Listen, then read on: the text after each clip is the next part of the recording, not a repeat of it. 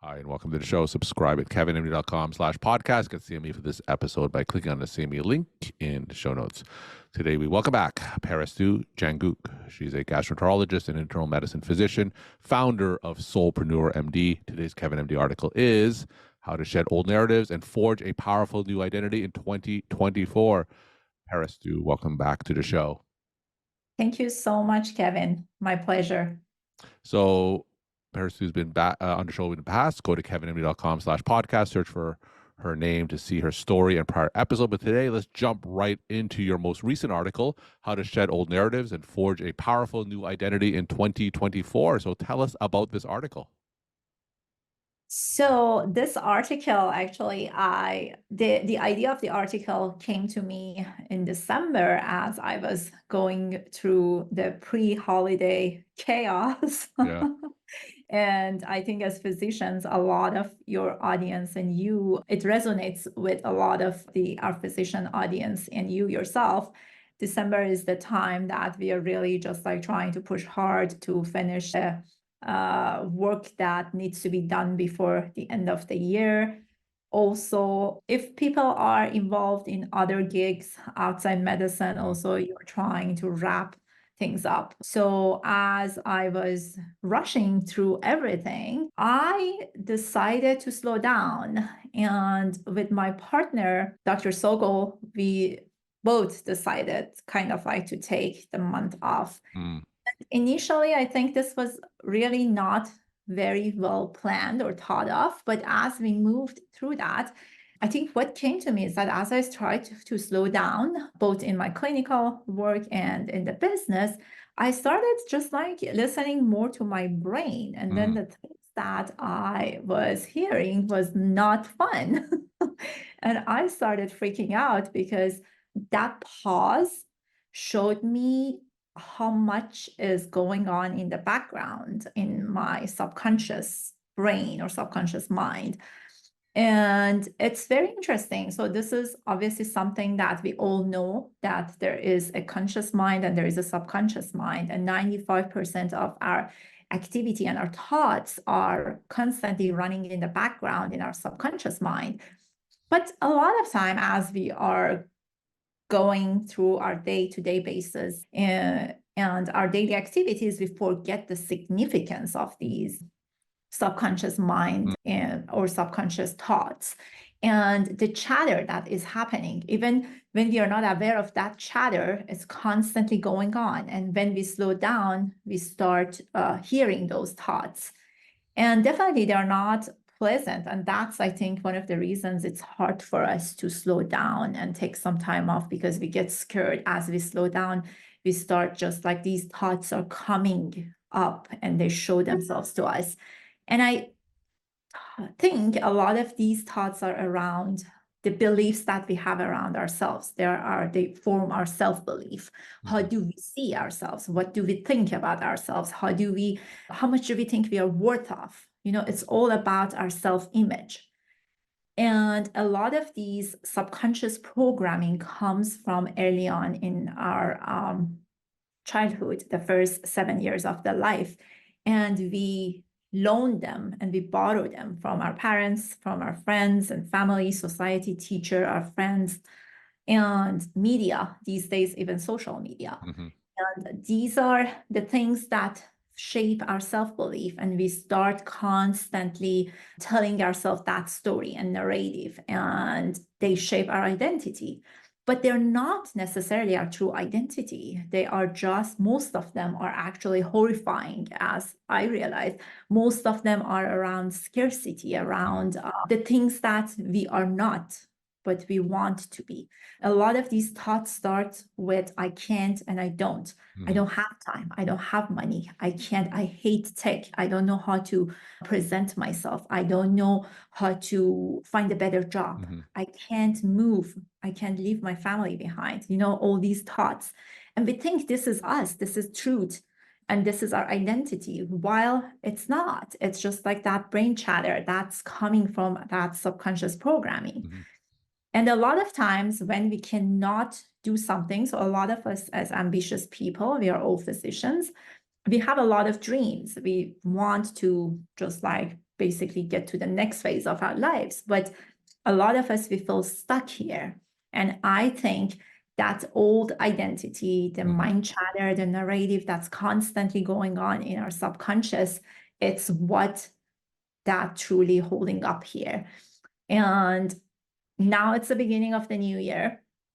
And I truly believe if we want to set the tone of the year and we want to start differently, if we have something that we want to resolve to, the first place to start with is just to pause and become aware of our subconscious programming. What type of thoughts is our subconscious mind offering us? And what is really our old identity? And try to question those and try to see if those really are true, which they are not. They are the things that our parents told us. They are the thing that our teacher told us when we were a kid at school. And we thought, oh my gosh, if they say that you're a loud person, just imagine you're a 7-year-old kid and you get yelled at school because they tell you that you talk too much or you're loud. So what happens? So you start holding yourself back and you say, oh my gosh, I'm loud.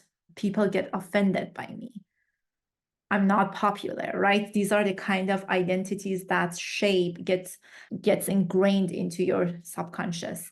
And I think when you start seeing those, becoming aware of those, you realize that they're not necessarily true. And you can create new identities for yourself if you want to be very upfront, if you want to speak up. These are the new identities. And by creating those for yourself and trying to reprogram your subconscious, you can really shed those old identities and move on. So in December, when you took a little bit about that pause and you listened more to your subconscious, what were some specific things that you were hearing from your subconscious? So that's very interesting. Yeah, that was scary. I wrote some of my thoughts. So I think a lot of them were around, why are you taking time off? That means you are lazy. That means you're giving up. That means you are not going to make it, right? That was around the same things. That was very interesting because my pattern is go, go, go, go, go, right? When I take time off, then my brain starts attacking me and telling me, okay, this is the reason you're not going to make it, which is totally false, right? You can take 1 month off and nothing goes wrong, right?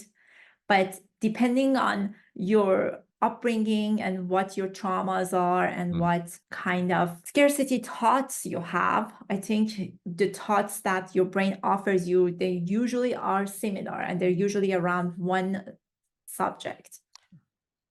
So tell me, what did you do next after your pause? So I really started questioning those. After I became aware, I said, that's very interesting that my brain is shaming me like this. I'm a very successful physician. I've done all these things in my life. I've achieved all these things. I've never been lazy. So, bringing evidence from your past, kind of like you start negotiating with your brain, right? Back and forth. It's just like your brain is like an aggressive person who is constantly trying to attack you, right? Yeah. It's just kind of like a negotiation back and forth. Why do you think like that?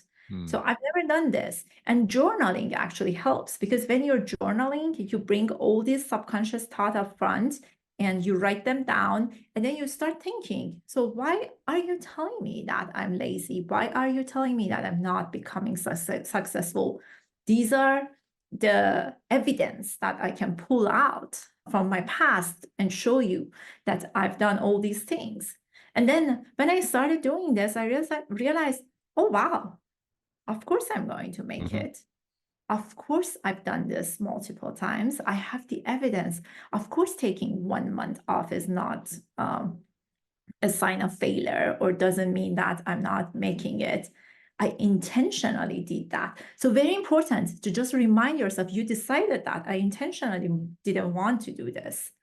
because we forget a lot of times, right? We think, oh, just like, why am I not doing it? There's something wrong with me.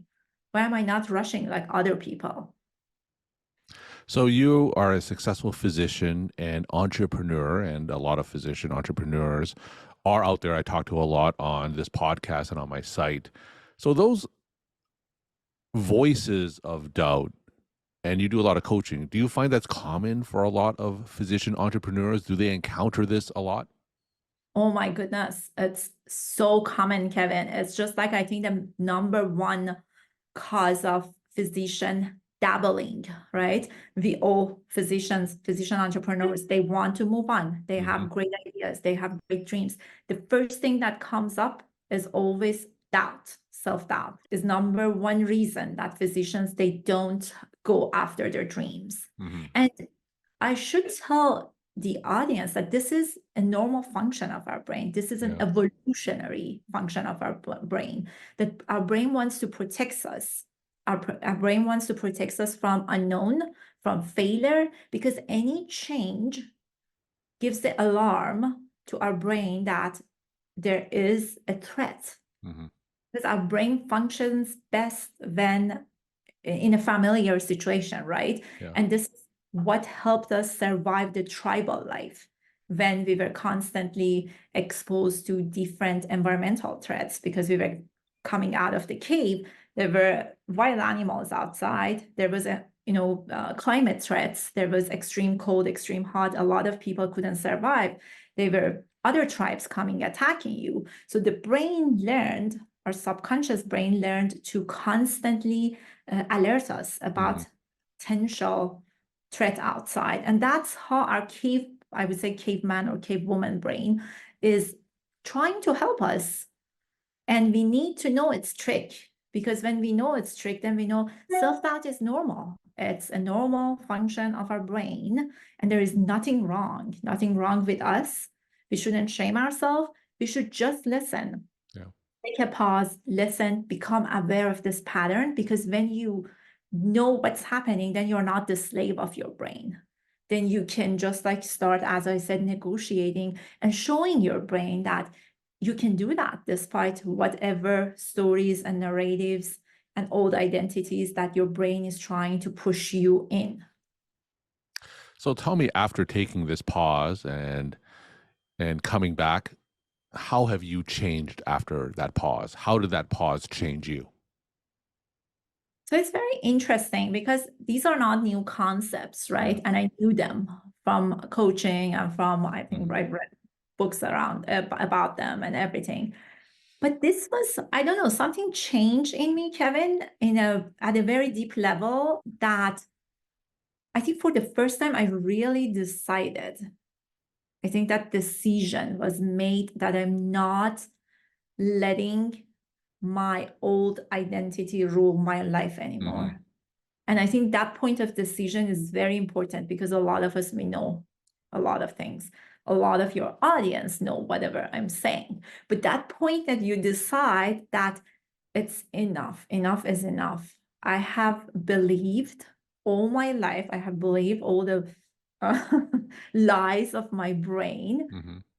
I think I'm now deciding to be different, and I'm deciding to create the identity that I want for myself. I think that point of decision was very interesting, that I observed happened to me because probably of the timing. We all go through different kinds of things in our life. At some point, the switch is turned on or off, and they say, oh, wow, I should change this. So tell us about how your identity changed. Give us a before and after. So, I decided, what happened is that I intentionally decided that I don't, I'm going to become very careful about my words and how I talk with myself, and also in the outside world with my friends and family, and what kind of words I choose. I don't say I don't, or I can't, or I don't like. Okay. One of the things is I'm sharing with you, I think makes sense to share that because it makes it more tangible, is that I have a lot of scarcity thoughts around I don't have time. Okay. Because I work full time and then I go home and work on my business. So it gives me a lot of sense of rush, Hmm. overwhelm, a lot of stress kinds of. So I decided that I'm not going to tell myself anymore, I don't have time. And I actually I have time. I have done this. I have done Hmm. both at the Hmm. same time. I'm not going to create this identity for myself that I'm rushed and I'm overwhelmed because I think that I don't have time. Hmm. And I haven't really since then, I haven't said I don't have time. I'm actually trying to, whenever I feel like that rush and overwhelm is coming, I start telling myself, you got this. You're going to make this. You have done this before. You're going to create this program. You're going to create this talk. It's going to go well. You can do that. Just like that, I think subtle change. I don't know, it's very recent, Hmm. so but I feel it. I don't know how to tell you. It's just something inside me that shift happened, that I realized that I don't have time constantly in the background, Hmm. but not really serving me. We're talking to Parastoo Jangouk. She's a gastroenterologist and internal medicine physician, founder of Soulpreneur MD. Today's Kevin MD article is How to Shed Old Narratives and Forge a Powerful New Identity in 2024. So, as always, we'll end with some of your take home messages to the Kevin MD audience. So I think the take home message is I really want to invite the audience to create awareness around their subconscious mind and Mhm. subconscious thoughts and try to think about it. What kind of thoughts are constantly running in the background that are not serving them, right? I don't have time. Like, I don't have money. Like, I hate tech. I don't know how to do social media. These are all scarcity thoughts. And just by bringing awareness and see what is happening in the background, they have come a long way. And I think the next step, I want them really to make that decision to change this narrative, because otherwise it's going to be the same thing over and Mhm. over. So as soon as they're aware of that there is a chatter in the back of their mind saying that, oh, you're never going to make this. This is not for you. You're not built for Mhm. this. You're not creative enough. So just like stop it there and decide to choose a narrative that you really love, that gives you energy, that gives you this passion that you can move on and move forward. Because we are all basically, we are who we think we are, right? And we become who we think we should become, but we are not our thoughts, because most of our thoughts, unfortunately, are not our genuine thoughts. They are the thoughts that we borrowed from our society, culture, and upbringing. Parastoo, thank you so much again for coming on the show and sharing your perspective and insight. Thank you so much, Kevin. My pleasure.